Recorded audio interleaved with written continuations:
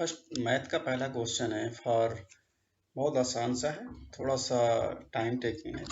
Competitive exam में ये हमें केयर करना होता है कौन सा क्वेश्चन इजी है और कौन सा टफ है, और उसमें भी टाइम टेकिंग क्वेश्चन को थोड़ा सा हम बाद में करते हैं, अदरवाइज आपका टाइम चला जाएगा। पढ़ते हैं, बहुत आसान सा क्वेश्चन है। For any natural number n is greater than 1, which of the following triplets Pythagorean means. सबसे पहले आपको क्या करना होगा, अगर ये पाइथागोरस थ्योरम के अकॉर्डिंग अगर आप देखें तो सपोज के लिए ये आपका h अगर कह रहे हैं, ये आपका b है और ये आपका यहाँ पे परपेंडिकुलर है, तो इसके लिए हमें ये इक्वेशन सेटिस्फाई करनी होगी। h square plus is equal to B square plus P square, ये हमें सेटिस्फाई करना होगा।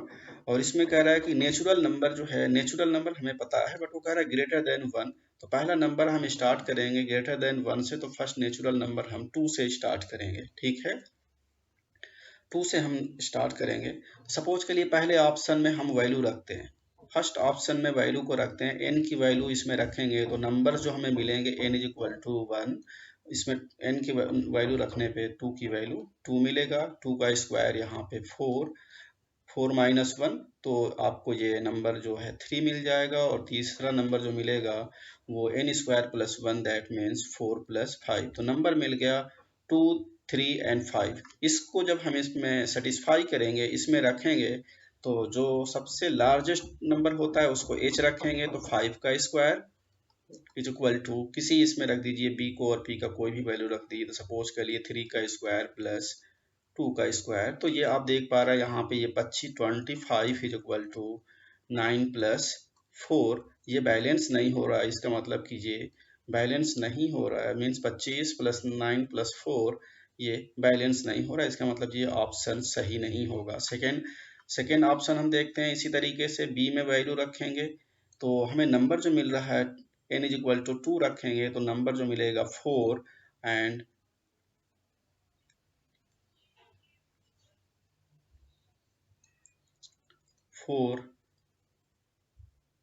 4 एंड थर्ड जो नंबर मिलेगा 5, इसको रखेंगे, इसमें तो बिल्कुल ये सेटिस्फाई नहीं होगा। ट्राई करते हैं सी वाले के लिए, सी को जो सी में रखेंगे तो नंबर हमें जो मिलेगा ये 4 मिलेगा, 2 इंटू 2 4, एंड यहाँ पे 2 स्क्वायर दैट मीन्स ये नंबर मिलेगा आपको 3, 2 3 एंड 5। इसको रख के इसमें चेक करते हैं सेटिस्फाई कर रहा है कि नहीं, तो जो सबसे लार्जेस्ट है 5 का स्क्वायर 25 इज इक्वल टू 3 का स्क्वायर प्लस 4 का स्क्वायर, आप इसको चेक करेंगे तो ये 25 इज इक्वल टू ये यहाँ से 9 प्लस 16, ये हमारा बैलेंस मीन्स सेटिस्फाई कर दे रहा, तो option C is the correct option. तो option C means answer C सही है। सेकेंड क्वेश्चन देखते हैं, diagonals of a Pythagorean that means, ये सपोज कर लीजिए कोई डायगोनल्स की बात कर रहे हैं, सपोज कर लिए डायगोनल्स की बात कर रहे हैं, तो अगर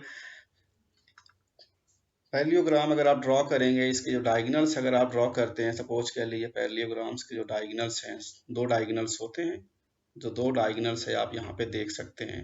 तो यहाँ पे फर्स्ट ऑप्शन कह रहा है कि diagonals are equal, diagonals equal होंगे, इस केस में तो है, बट एक और पैरेललोग्राम, इसको भी हम पैरेललोग्राम कह सकते हैं, इसको भी हम पैरेललोग्राम कह सकते हैं, बट इसमें आप देखेंगे तो डायगोनल इसके सेम नहीं होंगे। क्यों नहीं होंगे, आप इसको फिगर यहाँ से क्लियर है, तो इस केस में आप अगर देखेंगे यहाँ पे, तो ये डायगोनल्स जो है इक्वल तो नहीं होंगे, तो तो पैरेललोग्राम में डायगोनल्स तो इक्वल नहीं होंगे। Bisect each other, bisect each का मतलब कि ये डायगोनल्स इक्वल हैं, इक्वल डायगोनल्स को कट कर रहा है, तो ये तो हो सकता है सही, तो इसके केस में ये इक्वल तो कट करेगा, ये कट करेगा, इसका मतलब ये ऑप्शन सही है, तो ऑप्शन बी सही है। ये आपका 90 डिग्री पे नहीं होगा, बाइसेक्ट अपोजिट एंगल, ये भी सही नहीं होगा, तो option B is the correct option, B सही होना चाहिए। नेक्स्ट क्वेश्चन देखते हैं, ये भी आसान सा क्वेश्चन था। How many natural number lie between the 2 consecutive natural numbers, total जो हमें नेचुरल नंबर चाहिए, इसमें आप देख पा रहे हैं मैंने natural number lie between the square of 2 consecutive natural number. सिर्फ और सिर्फ नेचुरल नंबर नहीं लेना है, उसका हमें स्क्वायर लेना है, नेचुरल नंबर का हमें स्क्वायर लेना है। चलिए देखते हैं, 2 नेचुरल नंबर सपोज के लिए सबसे पहले हम लेते हैं 1 एंड 2, 2 नेचुरल नंबर हम लेते हैं 1 एंड 2। 1 एंड 2 के बीच में इसका हमें स्क्वायर करेंगे तो इसका स्क्वायर कितना होगा 1 और इसका स्क्वायर कितना होगा 4। इन बिटवीन 1 एंड 4 के बीच में कितना नंबर मिल रहा है हमें 2 मिलेगा और 3 मिलेगा, ये दो नंबर मिलेंगे। दूसरा नंबर लेते हैं consecutive natural number, that means 2 and 3 लेते हैं। पहले 1 और 2 लिए, अब 2 एंड 3 लेते हैं। 2 एंड 3 लेंगे, फिर इसका स्क्वायर करेंगे तो ये 4 हो जाएगा, इसका स्क्वायर 9 होगा। इसके बीच में कितने नंबर आएंगे आप देख लेंगे यहाँ पे, 5 6 7 8। कितने नंबर आ गए 4 आ गए। तो यहाँ पे नेचुरल नंबर कितने आ गए, टोटल नंबर कितने मिले 4। जब हम 2 लिए, पहला स्टार्टिंग का 2 लिए तो 4 मिल गया। यहाँ पे पहला नंबर 1 ले रहे हैं तो नंबर कितना मिल गया 2। तो पैटर्न तो हमें समझ में आ रहा है कि ये ऑप्शन सही हो सकता है, बट एक बार और चेक कर लेते हैं, अगला लेके कंफर्म कर लेते हैं। सपोज के लिए नेक्स्ट नंबर लेते हैं 3 एंड 4। इसका हम स्क्वायर करेंगे तो 3 का 9 एंड 4 का 16। अब इसके बीच में कितने नंबर्स हमें मिलेंगे आप देख सकते हैं यहाँ पे 10 11 12 13 14 एंड 15। इतने सारे नंबर हमें मिलेंगे 9 एंड 16 के बीच में। ये कितने हो रहे हैं 2 3 4 5 6। टोटल नंबर कितने मिल गए 6। तो इसका मतलब क्या है कि श्योर है कि पहले हम नंबर अगर 1 ले रहे थे, जब हम नंबर 1 ले रहे हैं तो हमें जो नंबर मिल रहा है 1 ले रहे हैं तो नंबर 2 मिल रहा है। पहला नंबर अगर 2 ले रहे हैं तो नंबर 4 मिल रहा है। नंबर अगर 3 ले रहे हैं तो हमें नंबर मिल रहा है 6। तो इसका मतलब पैटर्न जो फॉलो हो रहा है, square up two consecutive natural number 2 and is the correct option. ये ऑप्शन सही होना चाहिए। नेक्स्ट क्वेश्चन देखते हैं, which property is use in the equation given below. बहुत आसान सा है, अगर आप इसको देखिए, इसमें जो है इसके बीच में कुछ नहीं है तो हम मल्टीप्लिकेशन का साइन यूज करते हैं इसके लिए। तो डिस्ट्रीब्यूटिव प्रॉपर्टी जो है ये सही होना चाहिए। प्रॉपर्टी है, इसमें बहुत सारा कंसेप्ट कुछ यूज नहीं है, तो इसको हम इसके आगे बढ़ते हैं। नेक्स्ट क्वेश्चन है, Mohan is thinking two numbers. आप भी हो सकते हैं, मोहन के जगह पे कोई हो सकता है। दो नंबर्स उसको सोच रहा है वो। तो इसमें सपोज करें दो नंबर ए एंड बी है। दो नंबर कौन सा है, ए एंड बी है। Their greatest common factor is 6। कह रहा है कि उसके ग्रेटेस्ट कॉमन फैक्टर, सपोज कर लिए ग्रेटेस्ट कॉमन फैक्टर, सपोज कर लिए HCF कितना है, HCF is 6। And least common multiplication LCM कितना है, LCM इज 36।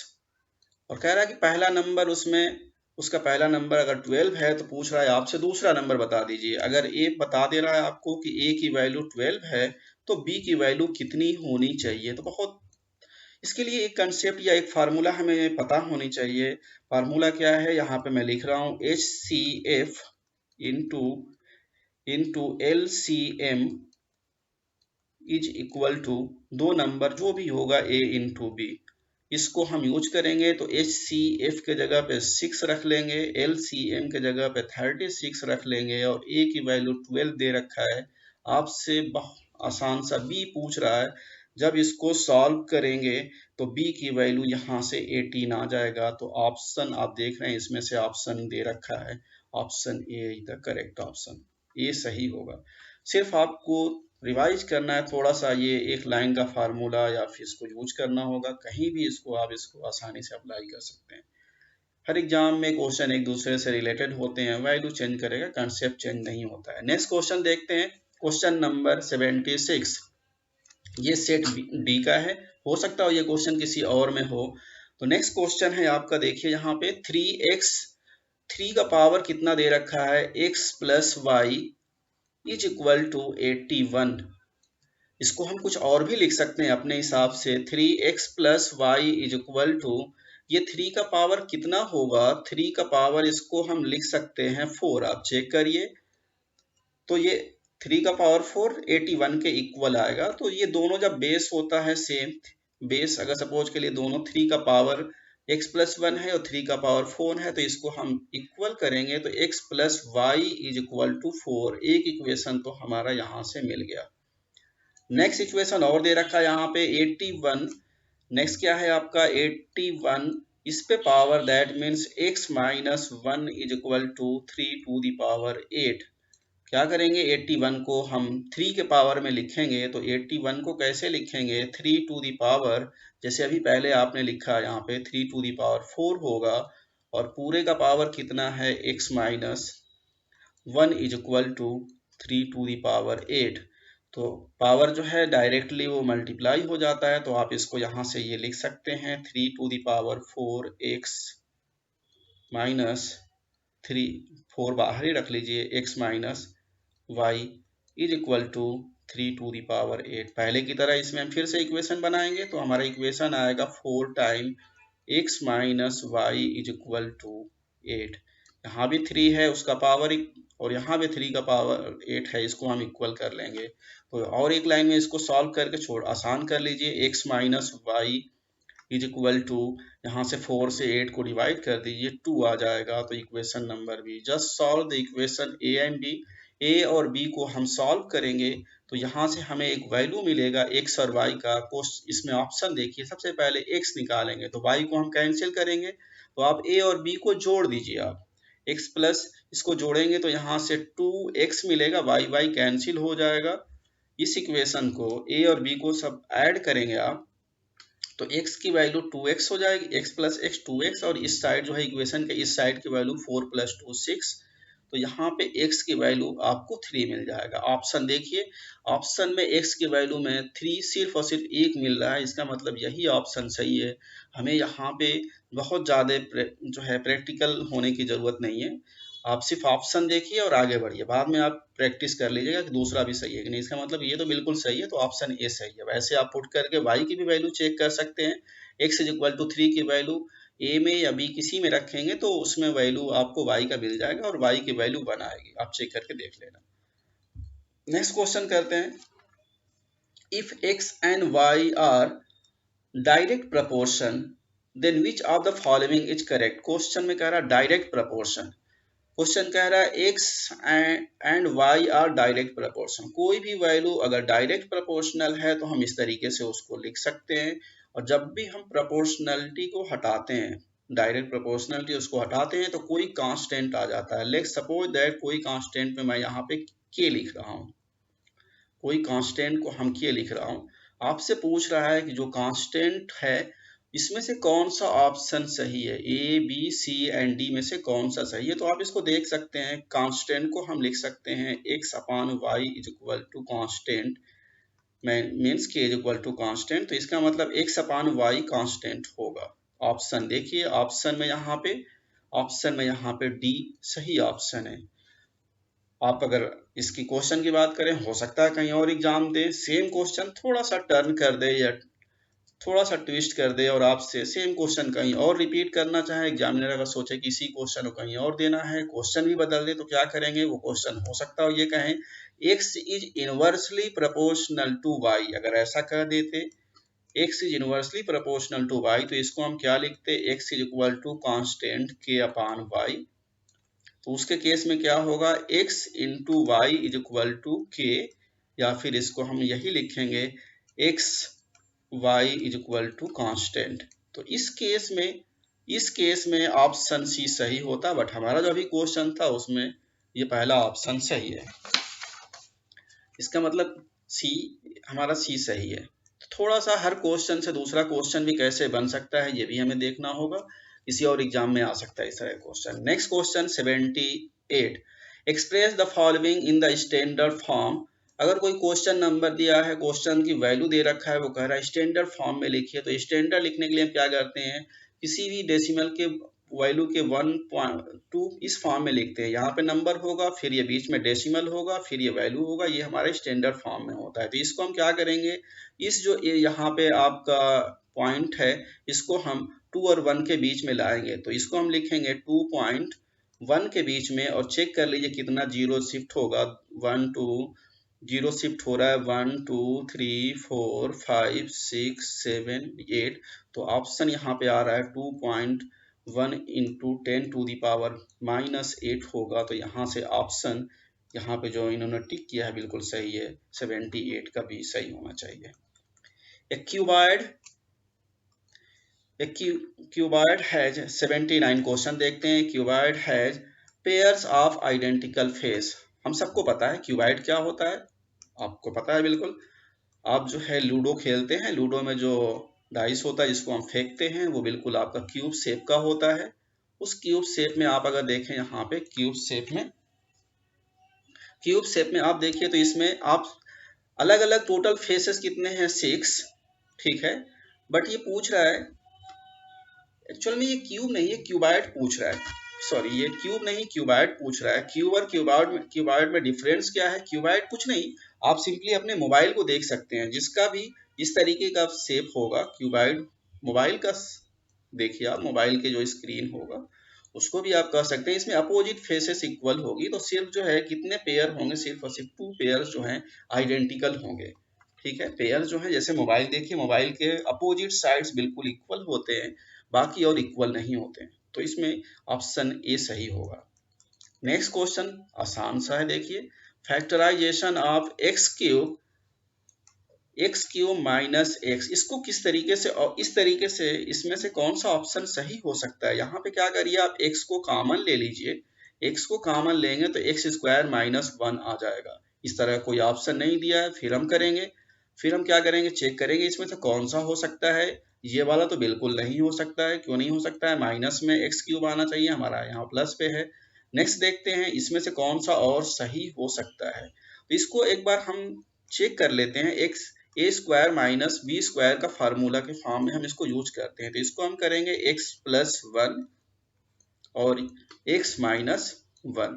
ये हमारा ए स्क्वायर माइनस बी स्क्वायर का फार्मूला होता है। अब इसमें देख लिए कौन सा ऑप्शन सही है। 1 प्लस नहीं, क्योंकि यहाँ x दोनों में ये ऑप्शन सही इसलिए नहीं हो सकता है क्योंकि इसमें x की वैल्यू माइनस में आ रही है। तो ऑप्शन डी सही है, ठीक है। ऑप्शन डी सही है, जो इससे बिल्कुल मैच कर रहा है। नेक्स्ट क्वेश्चन चलते हैं। नेक्स्ट क्वेश्चन है two identical cube each of the volume is 64 centimetre cube. Cube का वॉल्यूम दे रखा है, हमको पता है किसी भी क्यूब की वॉल्यूम कितना होता है, इसका फार्मूला क्या होता है, वॉल्यूम ए क्यूब होता है, ठीक है। तो अगर क्यूब का साइज अगर ए है तो उसका टोटल वॉल्यूम ए क्यूब, और वो वैल्यू दे रखा है 64। तो यहाँ पे ए की वैल्यू कितनी आ जाएगी, आप इसको पुट करेंगे तो 4 का पावर ए क्यूब के फॉर्म में आएगा। इस तरीके से आप लिख सकते हैं। मीन्स ये इसकी वैल्यू आप 4, तो इसका मतलब ए की वैल्यू कितनी मिलेगी आपको, यहाँ से ए की वैल्यू आपको 3 मिल जाएगा। एक मीन्स क्या है, एक क्यूब जिसका साइज 4 है। अब क्वेश्चन पूछ रहा है कि 2 आइडेंटिकल क्यूब को आपस में ज्वाइन कर दीजिए। इसका मतलब क्या है, जो लूडो का जो यूज करते हैं उसका जो 2 साइड को हम ज्वाइन कर देंगे तो फिर क्या होगा। सबसे आसान तरीका है, बट इस केस में आप देखिए यहाँ पे एक क्यूब है, इसका साइज अगर 4 दे रखा है तो टोटल साइज एक क्यूब में कितने साइज होते हैं, या सरफेस एरिया कितना होता है एक क्यूब का, टोटल 6 क्यूब का अगर देखें आप इस तरीके से क्यूब को, तो कितना सरफेस एरिया इसमें होता है। एक क्यूब के अंदर 6 साइड होते हैं और एक का एरिया होगा 6a स्क्वायर। बट आप क्या करेंगे, 2 क्यूब को एक साथ ज्वाइन कर देंगे तो टोटल 12 होनी चाहिए। बट जो 2 इंटरनल होगा, जैसे सपोज के लिए यहाँ मैं बनाऊं उसका फिगर, इसको बनाने के बाद अगर मैं बनाऊं दोनों को ज्वाइन करने के बाद यहाँ पे, तो ये बीच वाला तो कैंसिल हो जाएगा, कुछ इस तरीके का बनेगा, वो क्यूबाइड बन जाएगा। अब वो फिर अब क्यूबाइड बन जाएगा। बट इसमें बीच का जो सरफेस है ये वाला सरफेस तो नहीं आएगा। तो टोटल सरफेस एरिया कितना इसका अंदर आ रहा है, यहाँ पे 6 2 का मिला के 12 होता, अब कितना आएगा, 10 आएगा। 10 सरफेस एरिया आएगा। आप इसको रख के देख लिए, यहाँ पे 10 और ए की वैल्यू कितना आया था 4, तो 4 का स्क्वायर कर लीजिए आप, तो वैल्यू कितना आ गया 10 इंटू 4 का स्क्वायर 16। तो इसको मल्टीप्लाई करके देखेंगे आप तो 160, और यूनिट इसकी सेंटीमीटर में था तो ये वैल्यू सेंटीमीटर में आ जाएगा। दूसरा एक और तरीका है, तो ऑप्शन इसमें ए सही है। इसको निकालने का एक और तरीका है, आप क्यूबाइड का सरफेस एरिया कैसे निकालते हैं। सपोज के लिए ये आपका 4 होगा, इस साइड भी 4 होगा, ये सब 4 4 के साइड हैं, ये भी 4 होगा, ये भी 4 होगा। तो आप इसको क्या करेंगे, ये साइड कितना हो जाएगा, 8 हो जाएगा। इसका फार्मूला आप सरफेस एरिया का फार्मूला लगा के चेक कर लीजिए। तो यहाँ पे 2 time surface area 2 times of LB plus, इससे भी आप जो है सरफेस एरिया निकाल सकते हैं मल्टीप्लाई करके। तो अगर इसमें आप रख के देखेंगे तो यहाँ मैं डायरेक्ट इसको रख देता हूँ, डायरेक्ट वैल्यू मैं रख रहा हूँ यहाँ पे। तो आप रखिए इसमें 8 इंटू 4 और बीच में ये आएगा 4 इंटू 4 प्लस 8 इंटू 4। इन सबको सॉल्व करेंगे तब भी ये वैल्यू जो है इसी के इक्वल आएगा। या फिर वैसे अगर ट्रिक आप यूज कर सकते हैं कि अगर एक क्यूब है जिसके 6 साइड होते हैं, दो को आपस में मिला दिया तो वो सरफेस एरिया में तो नहीं आएगा, उसको आप माइनस कर दीजिए तो टोटल 10 हो जाता। देन इसके बाद नेक्स्ट क्वेश्चन करते हैं, क्वेश्चन नंबर 82। ये सेट डी का है। The ratio of radii of two right circular cylinder is, radius का रेशियो दे रखा है, सपोज करिए रेडियस r1 अपान r2, इसका रेशियो दे रखा है 1/2 and ratio of their height, height का रेशियो कितना दे रखा है, लेट सपोज दैट हाइट है h1 अपान h2, इसका रेशियो दे रखा है 4:1, 4 और 1 का रेशियो है। There volume, surface means right circular cylinder कैसा होता है आप सबको पता है, एक सर्कुलर सिलेंडर इस तरीका होता है, इसका जो है वॉल्यूम का फार्मूला होता है, अगर मैं इसका V1 का फार्मूला लिखूं तो पाई आर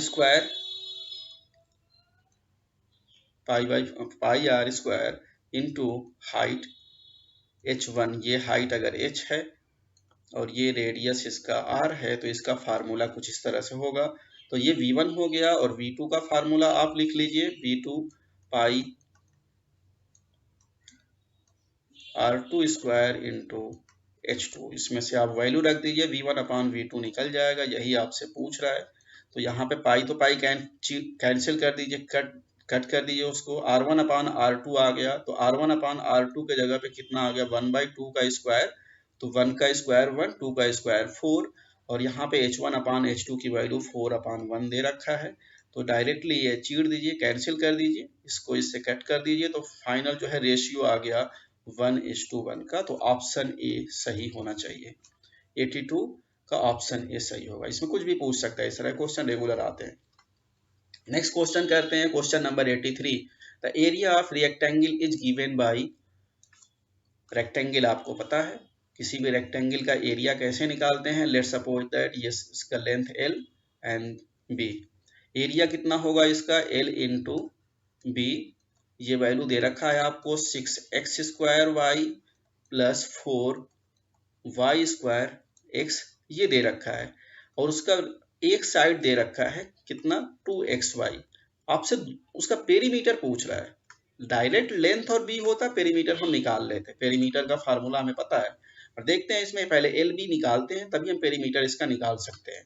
एक तो पता है इसमें, सपोज कर लीजिए इसमें बी की वैल्यू दे रखा है, बी की वैल्यू कितना दे रखा है 2xy, तो यहाँ से इन दोनों को सॉल्व करके आप जो है एल की वैल्यू निकाल लेंगे। एल की वैल्यू कैसे निकलेगा, ऊपर वाले से नीचे वाले को डिवाइड कर दीजिए, तो यहाँ से 6x square Y plus 4y square x को डिवाइड कर दीजिए आप 2xy से, तो यहाँ से आपको l की वैल्यू निकल जाएगी, डायरेक्ट यहाँ से l की वैल्यू निकलेगी, और यहाँ से सॉल्व करने के बाद l की वैल्यू निकलेगी 3x प्लस 2y, सॉल्व करके आप देख लीजिए। अब हम इसके बाद क्या निकालेंगे, क्वेश्चन में आपसे पूछ रहा है, ऑप्शन 4 है उसमें से आपको पेरीमीटर चाहिए। पेरीमीटर क्या होता है, पेरीमीटर का फार्मूला बहुत आसान सा है, 2 टाइम्स पेरीमीटर कैसे लिखते हैं, 2 times l plus B, 2 times l plus B, इसको आप रख के चेक कर लीजिए, 2 टाइम्स l की वैल्यू कितना आ गया 3x प्लस 2y, और b की वैल्यू ऊपर दे रखा है 2xy, इसको आप मल्टीप्लाई करिए, मल्टीप्लाई करने के बाद चेक करिए, चेक करने के बाद यहाँ ये आपकी वैल्यू मिल गया 6x plus 4y plus 4xy, option check करिए, इसमें से 6x ये हो सकता है प्लस 4, तो इसका मतलब ये आपका ऑप्शन डी सही है बिल्कुल। क्वेश्चन नंबर 83 का डी ऑप्शन सही है। पेरीमीटर निकालना था, डायरेक्ट हमें एल और बी नहीं दे रखा था। नेक्स्ट क्वेश्चन 84 बहुत आसान सा है, इसमें आप देखिए पहले क्या है, -1/2, -1/2 का पावर कितना है 2, उसके बाहर उसका पावर कितना है -2, देन उसके बाहर पावर कितना दे रखा है ये -1। हम सबको पता है अगर x का पावर a और फिर x का पावर b एंड x का पावर c अगर है तो हम इसको लिख सकते हैं x का power a b into c लिख सकते हैं। यही कंसेप्ट हम यूज भी करेंगे इसमें। और देखिए पहले तो -1/2 इसको आप x मान के इसको बाहर निकालिए, बाकी जितने हैं 2 का आप -2 से मल्टीप्लाई करिए और फिर -1 से मल्टीप्लाई करिए, तो ये वैल्यू -1/2 और ये टोटल मल्टीप्लाई होने पे 2 इंटू 2 इंटू 1, तो ये वैल्यू आपको 4 वो भी मिलेगा और माइनस माइनस प्लस हो जाएगा। इसका आप करेंगे तो -1 का पावर 4 है तो कोई भी अगर इवन नंबर पावर होता है माइनस पे तो प्लस हो जाता है, तो ऊपर -1 का पावर 4 में तो 1 हो जाएगा और 2 का पावर 4 आप लिखेंगे यहाँ पे तो ये 1/16 आ जाएगा। और भी मेथड्स हो सकते हैं, ये इजी है, इससे आप कर सकते हैं। तो option 1/16 A is the correct answer. 85 बहुत आसान सा क्वेश्चन है। We throw a coin the sample space, या तो हेड आएगा या टेल, इसमें से पूछ सकता है, तो ऑप्शन ये सही वाला है। ठीक है, ऑप्शन सी जो है ये सही है, जिसमें हेड और टेल आएगा सिंपल स्पेस में।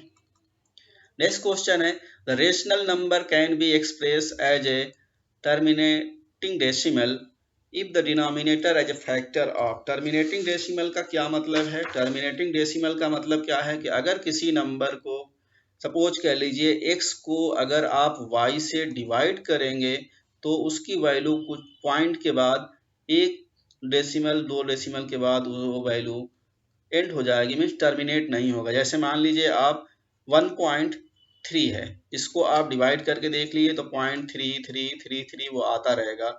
या फिर सपोज कर लीजिए आप 3 को 2 से डिवाइड करेंगे तो डायरेक्टली 1.5 आएगा, इसके बाद कोई वैल्यू नहीं आएगी। तो टर्मिनेटिंग का मतलब क्या है? वो टर्मिनेट हो जाए। ठीक, देखते हैं। तो इसमें बहुत आसान सा है। इसमें नंबर जो दे रखा है, इसमें डिनोमिनेटर में 2 का power m into 5 to the power n, ये डेसिमल नंबर जो है ये टर्मिनेटिंग होता है। कंडीशन क्या है? m and n are the whole number, m and n जो है होल नंबर होगा। तो इसमें ये सी ऑप्शन सही है। रख के आप देख लीजिएगा, रख के देखेंगे। सपोज के लिए कोई भी नंबर ले लीजिए, ऊपर सपोज के लिए मैं 15 ले लिया और नीचे मैं क्या लेता हूँ 2 टू द पावर कोई 2 to the power m into 5 to the power n। आप इसमें m और n की कोई भी नंबर रखिए 1 2 3 4 और चेक करेंगे तो ये एक डेसिमल के बाद वो नंबर टर्मिनेट हो जाएगी। ठीक है, अगर इसमें आप 3 ये ऑप्शन चेक करेंगे और 3 का पावर लेंगे तो वो टर्मिनेट नहीं होगा। तो ऑप्शन 80 इस क्वेश्चन में ऑप्शन जो है सी सही है, 2 एंड 5। ये क्वेश्चन हमेशा आता है इस तरह से और बहुत सारे एग्जाम में भी ये क्वेश्चन पूछता है, बट जो कह रहा है उसको लिखते जाएंगे और अपने से उसका आंसर आ जाएगा। पहले तो हमें इक्वेशन बनाना होगा सॉल्व करने के लिए। Father has 4 times as old as his son. Father जो है बच्चे से 4 गुना ज्यादा एज के हैं। तो सपोज कर लीजिए father age is F and son age is S. Let's suppose that son age is S. बच्चे की उम्र को जो हम एस से लिख रहे हैं और फादर को एफ से लिख रहे हैं। क्वेश्चन कह रहा है अगर बराबर होते उम्र में तो ऐसे लिखते, कौन ज्यादा है? फादर ज्यादा है, बच्चा कम है, तो बच्चे को एज में हमें मल्टीप्लाई करनी पड़ेगी 4 टाइम से, 4 इंटू एस। ठीक, क्या कह रहे हैं कि 5 साल पहले, तो ठीक है चलते हैं 5 साल पहले देखते हैं। 5 साल पहले की बात कर रहे हैं तो दोनों में से 5 5 तो घटाइए। पहले फादर की एज में से 5 घटाइए और सन की जो एज है उसमें से भी 5 को घटा दीजिए। 5 साल पहले की बात हो गई। अगर 5 साल पहले दोनों बराबर होते तो यह इक्वेशन लिखते। वो क्या कह रहे हैं? He has 7 time as old as his son. 5 साल पहले अब्बू जो है बच्चे से 7 गुना ज्यादा उम्र में है। तो चलो 7 गुना कर लेते हैं। 7 से हम यहाँ पे क्या करेंगे? 7 से हम मल्टीप्लाई कर देते हैं।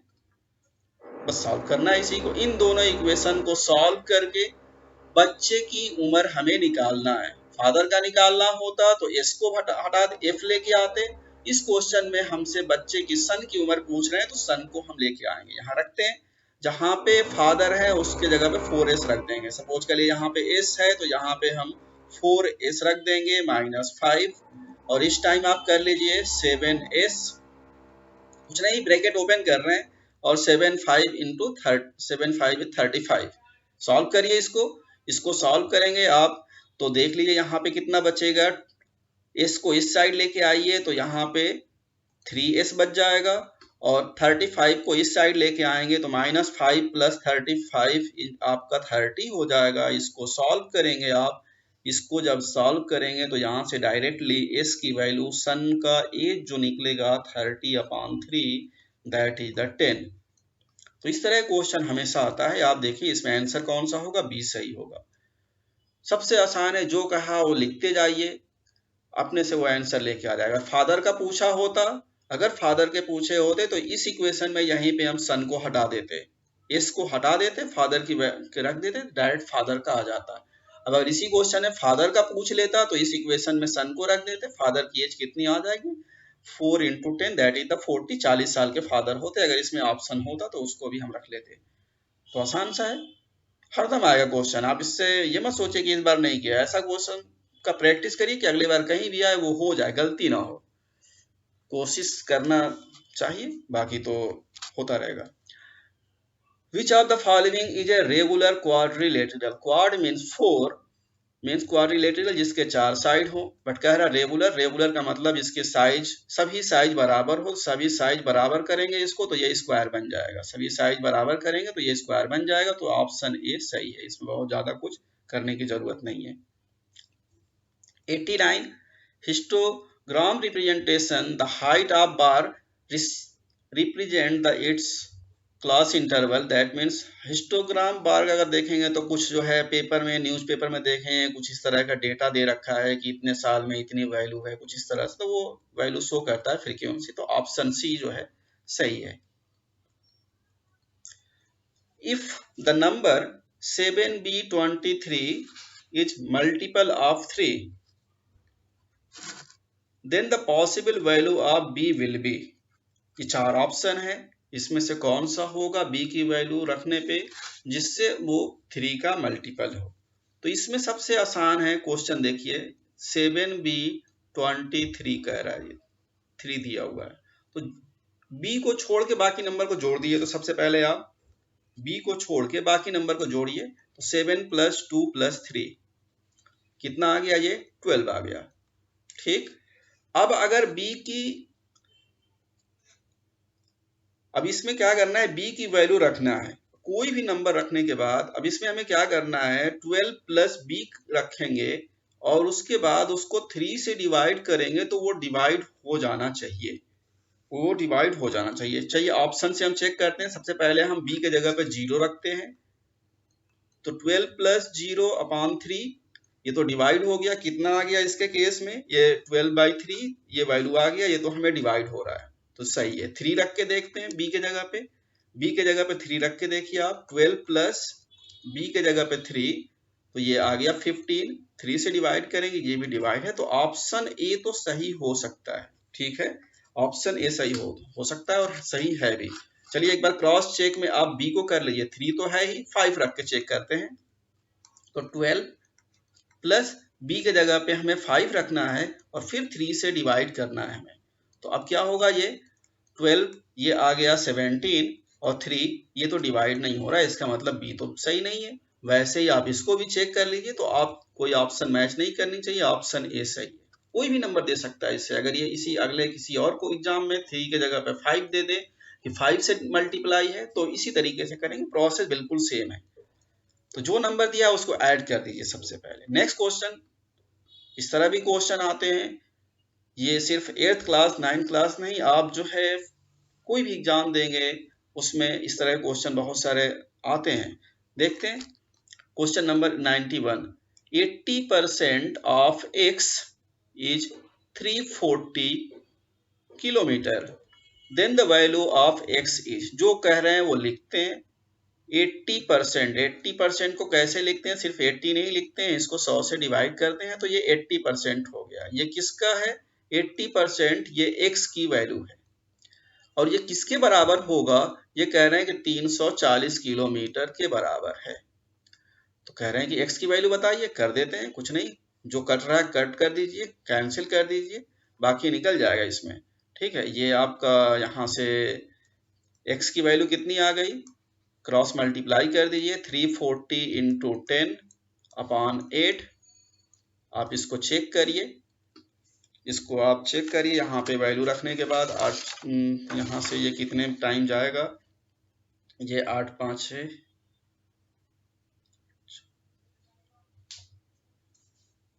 तो 4 से भी चला जाएगा ये। अगर 8 से डायरेक्ट 4 से अगर करेंगे, डायरेक्ट इसको आप सॉल्व करेंगे, आप सॉल्व करके चेक कर लिए तो डायरेक्ट यहाँ पे x की वैल्यू आएगी 425 किलोमीटर। तो इसमें आप ऑप्शन देखिए, इसमें ऑप्शन जो है सी सही है। इस तरह के भी क्वेश्चन आते हैं, जो कह रहे हैं हमें रखेंगे वैल्यू मिल जाएगा। Next 92 question number, the market price of an article is 100 and it is sold at 76 rupees. 100 रुपए में मार्केट वैल्यू है, वो कितने में बेच रहे हैं? 76 में। डिस्काउंट कितना होगा? सपोज कर लीजिए, अगर इसको डायरेक्ट आप लिखते तब भी आप कर लेते। अगर वो सपोज कर लिए कोई चीज मार्केट प्राइस 100 रुपए है, अगर मार्केट प्राइस उसकी 100 रुपए है और 100 रुपए ही बेचते तो कोई डिस्काउंट नहीं होता। ये कह रहे हैं मार्केट प्राइस कितना है? 100 एंड सोल्ड प्राइस इसका जो है जितने पे वो बेच रहे हैं वो आपका 76 है। तो डिफरेंस कितना होगा? डिफरेंस यहाँ से आप करिए, डिफरेंस करेंगे 24 का आएगा। और ये पूछ रहा है आपसे डिस्काउंट रेट, परसेंटेज में डिस्काउंट रेट कैसे लिखते हैं? डिस्काउंट रेट परसेंटेज में कैसे निकालते हैं? बहुत आसान तरीका है, जो भी उसकी मार्केट प्राइस है उसकी सेलिंग प्राइस में से डिफरेंस कर दीजिए और उसके बाद जो है मार्केट प्राइस करके डायरेक्टली 100 से आप मल्टीप्लाई कर लीजिए, तो ये आपकी डायरेक्ट वैल्यू निकल जाएगी। यहाँ से इत्तेफाक क्या रहा कि डायरेक्ट जो है इसकी मार्केट प्राइस 100 दे रखा है तो वो कट जाएगा आसानी से। तो ऊपर का आप इसमें करेंगे तो ये ऊपर जो है 24 आ गया, 24 और नीचे नीचे ये 100 और ये भी जो है 100 आ गया। तो डायरेक्ट आप यहाँ से इसकी वैल्यू आप निकाल लेंगे। तो आप इसको चेक करिए, चेक करेंगे तो ऑप्शन बी जो है 4%, ऑप्शन बी 24 सही है। नेक्स्ट है, for what value of x the expression 5x minus 6 and 2x plus 3 will become equal। ये क्या कह रहे हैं? x की किस वैल्यू पे ये दोनों बराबर होंगे? तो चलिए पहले बराबर ही कर देते हैं, पहले हम इसको बराबर ही कर देते हैं।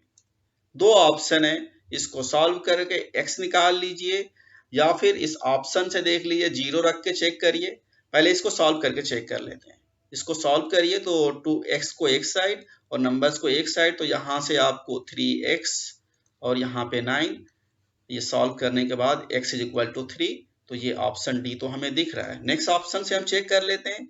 सपोज कर लिए 0 आप रख के देख लीजिए, इसमें इस इक्वेशन में 0 रखिए, तो यहाँ पे 0 रखने के बाद ये 0 5 इंटू 0 माइनस 6, यहाँ पे 2 इंटू एक्स 0 रखेंगे प्लस 3, तो ये तो बराबर नहीं हो रहा है, इसका मतलब ये सही नहीं है। तो आप 3 रख के चेक करिए तो आ जाएगा। तो दोनों ऑप्शन है, either we can balance solve this equation, x को फाइंड कर लेंगे या फिर हम ऑप्शन को रख के भी चेक कर लेंगे। तो इसमें ऑप्शन डी 3 सही है बिल्कुल। If the cost price of 12 shirt, question number 94, if the cost price of 12 shirt is equal to the selling price of 10 shirt, cost price कितना? 12 शर्ट का कास्ट प्राइस जो है वो किसके बराबर है? 10 शर्ट ऑफ सेलिंग प्राइस। ठीक है, तो यहाँ पे आप इसको सॉल्व करेंगे तो यहाँ सॉल्व करने के बाद अगर सपोज के लिए मैं सेलिंग प्राइस लिखूं, सेलिंग प्राइस को कैसे लिखेंगे? 12 अपॉन 10 ऑफ कास्ट प्राइस। तो सेलिंग प्राइस तो डायरेक्ट निकल गया, सेलिंग प्राइस यहाँ से डायरेक्ट निकल गया, ये वैल्यू आ गया 1.2 ऑफ कास्ट प्राइस। लेकिन आपसे पूछ रहा है कि देन द प्रॉफिट, परसेंटेज में प्रॉफिट निकालना है। तो प्रॉफिट कैसे निकालेंगे हम? प्रॉफिट निकालने के लिए, परसेंटेज में प्रॉफिट निकालने के लिए हम क्या करेंगे? Selling price minus cost price upon cost price into 100 रख के आप चेक करिए। इसमें रखेंगे आप सेलिंग प्राइस की वैल्यू कितना रखेंगे? 1.2 कॉस्ट प्राइस, और कॉस्ट प्राइस तो ऐसे ही आप रखेंगे अपॉन में कॉस्ट प्राइस इनटू 100। आप इसको सॉल्व करिए, सॉल्व करेंगे तो यहाँ पे डायरेक्ट जो है 20% सीधे वैल्यू आ जाएगा। इस तरह से सॉल्व और भी मेथड हो सकते हैं, आप इसको सॉल्व कर सकते हैं। नेक्स्ट क्वेश्चन है 95। तो 95 में find the number of sides of a regular polygon whose each exterior angle has a measure of 45 degree. वैसे आपको पता है टोटल एक्सटीरियर एंगल जो है 360 होता है, और कह रहे हैं कि अगर उसका जो है एंगल है 45, तो इससे डिवाइड कर दीजिए, नंबर ऑफ साइड्स आसानी से निकल जाएगा। इसको सॉल्व करेंगे तो वैल्यू कितना आएगा? डी, मीन्स 8 वैल्यू आएगा। ऑप्शन डी सही होना चाहिए। Next, which of the following is a binomial? Binomial means, bi means two, nomial means दो टर्म्स होने चाहिए। यहाँ पे सिर्फ ये एक टर्म है, यहाँ पे 3 टर्म है, यहाँ पे भी सिंगल है। बाई मीन्स टू, दो वाला ये ऑप्शन सही है, तो option B is the correct option. B सही है, जो बाइमोनियल। नेक्स्ट इसके बाद 97। इस तरह क्वेश्चन बहुत कंफ्यूज करता है। पढ़ते हैं, इक्वेशन पूछ रहे हैं हमसे। पहले क्या था कि इक्वेशन से हम आंसर निकालते थे, अब ये स्टेटमेंट देके हमसे इक्वेशन पूछ रहे हैं कि आप इक्वेशन बनाइए। पढ़ते हैं इसको। 3/4 of A number, suppose of A number is 5 more than 2/3 parts. किस तरह से इसको हम लिख सकते हैं? लिखते हैं पहले 3/4, सपोज करिए कोई नंबर अगर x है। अगर ये पूछता कि 3/4 वो बराबर है 2/3 ऑफ x, तो ये तो हम लिख देते, बट कह रहा है कि ये 3/4 ये वाला जो पार्ट है इस साइड लेफ्ट हैंड साइड में है, ये ज्यादा है। कौन ज्यादा है? ये ज्यादा है। गरीब कौन है? ये वाला गरीब है। तो जो गरीब है उसको दे देते हैं ना। कितना गरीब है? ये कह रहा है कि 5 कम है। ये जो लास्ट वाला राइट साइड वाला वो 5 कम है। क्वेश्चन में यही कह रहा है 3/4 ऑफ ए नंबर इज 5 मोर, 5 ज्यादा है। ये रिच है, ये पुअर है, तो जो पुअर है उसको दे दो, बस हो गया, खेल खत्म। ये गरीब है, इसको 5 दे दिया। अब इस पे से मैच करा लीजिए। मैच कराने के बाद देखिए कौन सही है। 3/4x 2/3x + 5, ये सही होगा। और इसमें तो कोई ऑप्शन मैच नहीं कर रहा। बस समझना की जरूरत है कि ये आपको लिखना कैसे है। 5 मोर कहा है, जो ज्यादा है, जो गरीब है उसमें जोड़ दीजिए, बस आसान है, कंफ्यूज नहीं होना है। नेक्स्ट क्वेश्चन देखते हैं। Question number 98। क्वेश्चन को पहले पढ़ते हैं, पढ़ने के बाद सोचना होता है कि बिल्कुल फ्रैक्शन ऑफ टाइम में हमें समझ में आ जाता है कि स्टार्ट कैसे करना है। अगर स्टार्टिंग सही नहीं है, ट्रेन गलत पकड़ लिए, तो आप पहुंच नहीं सकते डेस्टिनेशन पे। कहीं ना कहीं जाएंगे, बट कहीं और जाएंगे। देखते हैं पहले क्वेश्चन दे रखा है। इसमें पहला पार्ट दे रखा है आपको, देखिए, a² + b² = 58। नेक्स्ट क्या कह रहा है? a - b = 4। Find the value of a into b। अब हमारे पास फार्मूले हैं a - b का होल स्क्वायर, a + b का होल स्क्वायर। दोनों में ये a² + b² आता, हम यूज करेंगे। बस देखना है कि कौन सा यूज करेंगे, a - b का होल स्क्वायर वाला फार्मूला यूज करेंगे, या a + b का होल स्क्वायर वाला फार्मूला यूज करेंगे। a - b हम यूज करेंगे क्योंकि यहाँ पे वैल्यू दे रखा है a - b का। a + b दिया होता तो नीचे वाला यूज करते, तो हमें इसको यूज नहीं करना है क्योंकि डायरेक्ट a + b की वैल्यू नहीं पता है। इसको हम लिखेंगे, कितना होगा? a² + b² - 2a into b। आप इसमें रख के देख लीजिए। इसमें रखिए आप a - b कितना दे रखा है? 4 का स्क्वायर, और a + b इसकी वैल्यू ऊपर दे रखा है 58, minus 2 times A into B. A B आपसे पूछ रहा है तो ये कितना आ गया 16, 58 माइनस 2 टाइम ए इंटू बी। बस इसको आप सॉल्व करिए। आप इसको सॉल्व करेंगे यहाँ से तो कैसे सॉल्व होगा, 58 माइनस 16 और इसको इस साइड लेके आएंगे तो 2 टाइम्स ए बी। तो यहाँ पे सॉल्व करेंगे, सॉल्व करने के बाद ये यहाँ से सॉल्व करने के बाद ए बी की वैल्यू डायरेक्ट 21 आ जाएगा। आप इसमें से ऑप्शन देखिए, ये बिल्कुल सी सही है। तो बस ट्रिक थोड़ा सा ये सोचना चाहिए कौन सा पोर्शन हम यूज करेंगे। Next question number 99। Question number 99 ये स्टेटमेंट है, which of the following statement is true when calculating interest compounded half yearly while keeping the principal constant. तो आप इसको पढ़िए, इसमें ऑप्शन डी सही है बिल्कुल। नेक्स्ट इसके बाद ये last question, question number 100। A bus travel 160 kilometer in 4 hours and train travel 320 kilometer in 5 hours at uniform speed. Then the ratio of distance covered by them in 1 hour. ये 1 hour में पूछ रहा है तो बहुत आसान है। पहले तो चेक करिए कि ये 1 घंटे में ये कितना चल रहा है।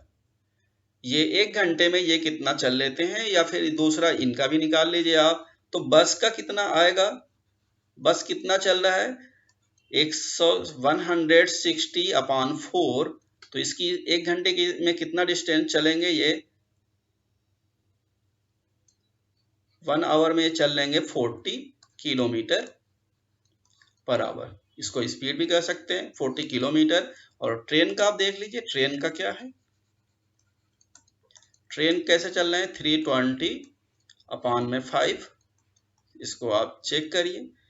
तो चेक करने के बाद यहाँ से इसकी वैल्यू आएगा, आप चेक करिए, ये 64 किलोमीटर पर आवर। वैसे पर आवर मीन्स 1 घंटे में आपसे पूछ रहा है, तो 1 घंटे में ये कितना डिस्टेंस चल लेते हैं, 1 घंटे में ये कितना डिस्टेंस चल रहे हैं। तो दोनों का रेशियो आपसे पूछ रहे हैं, तो रेशियो किसका, बस का और ट्रेन का। बस का कितना है 40 और ट्रेन का कितना आ रहा है 64। इस रेशियो को आप इसको कैलकुलेट करिए, कट करिए, तो बाकी ये 5/8 आ जाएगा। आसान इसलिए था ये क्वेश्चन, तो इसमें ऑप्शन जो है सी 5/8 ये आपका सही ऑप्शन है।